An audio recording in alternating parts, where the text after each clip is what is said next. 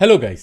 सो इस वीडियो में बात करने वाले हैं लैसो रिग्रेशन के बारे में, which is also called as L1 regularization. और ये स्पेसिफिकली यूज होता है फीचर सिलेक्शन प्रोसेस में। हम लोग ने पिछले वाले वीडियो में देखा था रिज रिग्रेशन, जिसको हम लोग बोलते थे L2 रेगुलराइजेशन, और ये यूज होता है फॉर रिड्यूसिंग ओवरफिटिंग। ठीक है, तो चलिए समझते हैं कि लैसो रिग्रेशन का कॉस्ट फंक्शन कैसा होता है। तो ये मेरा कॉस्ट फंक्शन लैसो रिग्रेशन का हम लोग यूजुअली ऐसे लिखते हैं, that is nothing but 1 by n summation of i is equal to 1 to n y of i minus y of i hat whole square plus, अब जो लिखते हैं हम लोग स्पेसिफिकली L1 रेगुलराइजेशन के बारे में लिखते हैं। L1 रेगुलराइजेशन में लैम्डा यूज होता है और उसके अलावा summation of i is equal to 1 to n absolute value of slope use होता है। ठीक है, तो ये एब्सोल्यूट वैल्यू ऑफ स्लोप, इसको हम लोग स्पेसिफिकली यूज करते हैं। और ये किस पर्पस के लिए यूज होता है? ये यूज होता है फीचर सिलेक्शन में, राइट।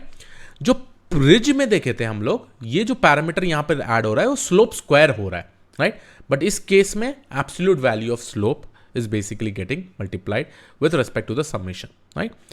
अब ये लैसो रिग्रेशन फीचर सिलेक्शन कैसे परफॉर्म करता है हम लोग ये समझेंगे। इतना तो आपको समझ में आ गया कि यहां पे मेरा ये कॉस्ट फंक्शन होगा और ये पैरामीटर स्पेसिफिकली हम लोग ऐड कर रहे हैं। ठीक है, अब लेट्स से कि मेरे पास आता है एच थीटा ऑफ एक्स और ये मेरा होगा theta zero. Let's consider a multiple linear regression.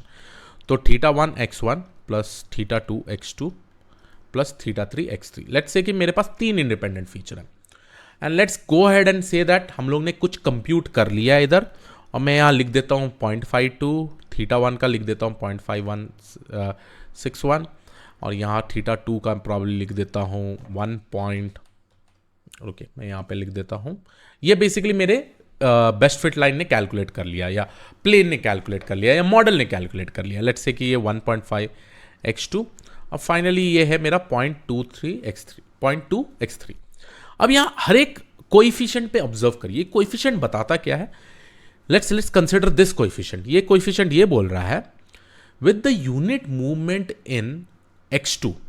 Let's say कि मेरा x2 में 1 यूनिट मूवमेंट है, देन y में बेसिकली कितना मूव होगा?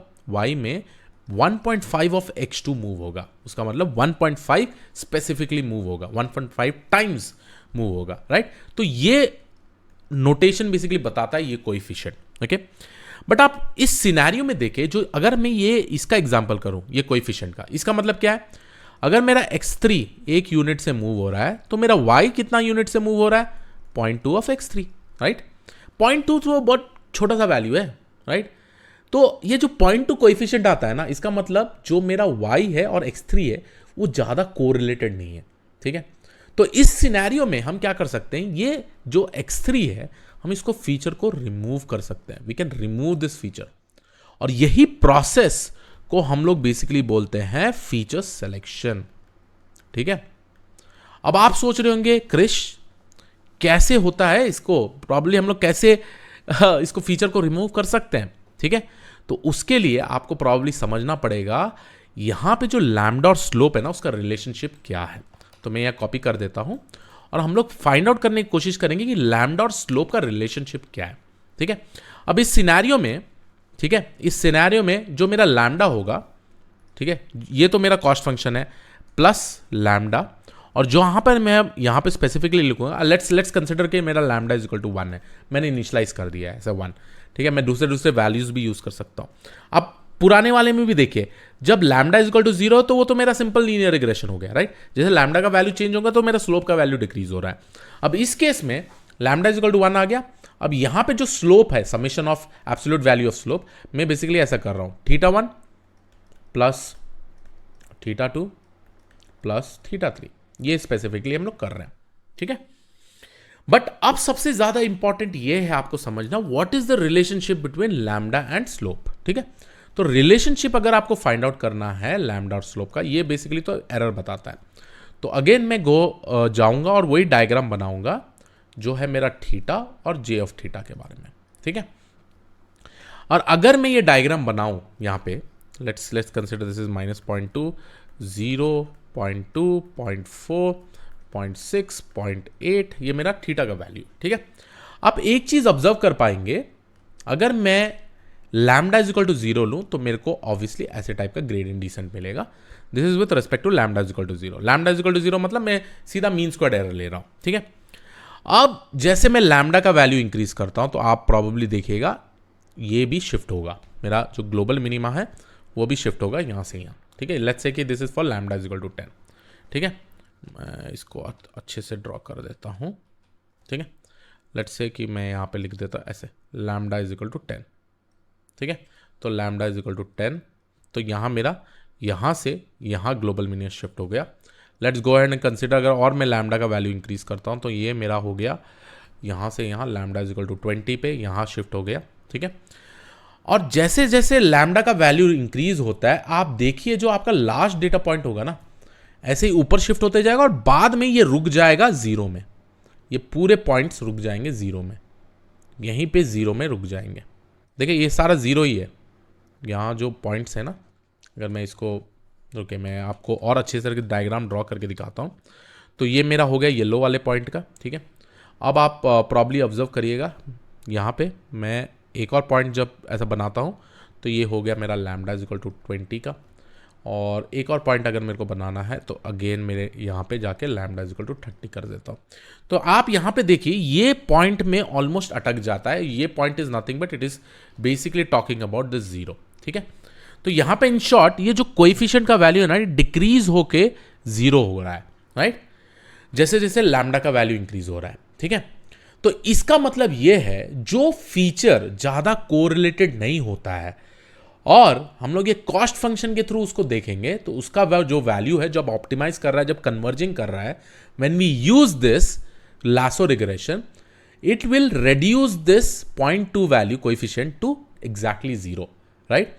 तो ये टाइप का ऑब्जर्वेशन आप प्रॉबेबली देख पाएंगे इन लासो रिग्रेशन और इसके थ्रू ही फीचर सिलेक्शन होता है, ठीक है। तो आप देखिएगा कि जब मैं प्रॉब्ली ट्राइंग टू ऑप्टिमाइज करूंगा और कन्वर्ज करूंगा ये पूरा का पूरा वैल्यू डिलीट हो जाएगा, ठीक है। ये पूरा का पूरा वैल्यू डिलीट हो जाएगा क्योंकि ये कोएफिशिएंट 0 हो जाएगा। तो हम लोग क्या करेंगे x1 और x2 से ही हमको आगे का प्रेडिक्शन करना पड़ेगा, ठीक है। तो आई होप आप लोगों को आइडिया मिल रहा हो। At the end of the day lasso regression कर क्या रहा है, it is also called as L1 regularization. It is used for feature selection process.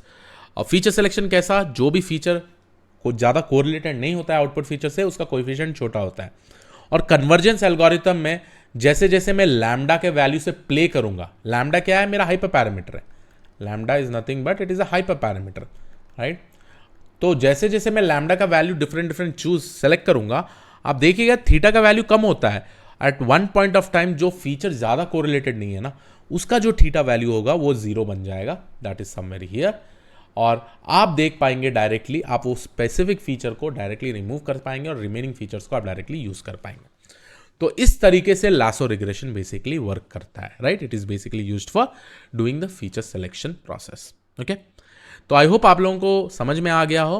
अगर कुछ भी थोड़ा कंफ्यूजन हो प्लीज़ मेक श्योर आप रिवाइज करिए, ठीक है। आप समझिए कि बेसिकली क्या हो रहा है, but in short you are just trying to reduce the theta value at one point time it will become 0, ऐसे टाइप का आपको इंडिकेशन मिलेगा। एंड यही रिलेशन है with respect to lambda theta and that is slope and lambda, ठीक है। So as the lambda value increases your theta will keep on decrease but at one point it will become 0, ठीक है। It will become 0। जो feature ज़्यादा correlated नहीं है वो 0 हो जाएंगे, जो फीचर ज़्यादा कोरिलेटेड है उसका वैल्यू कम होगा but it will not exactly become 0 for those, okay. So yes, this was it about the lasso regression. Now in my next video I'm also going to discuss about elastic net regression, right. So yes, this was it. I will see you all in the next video. Thank you.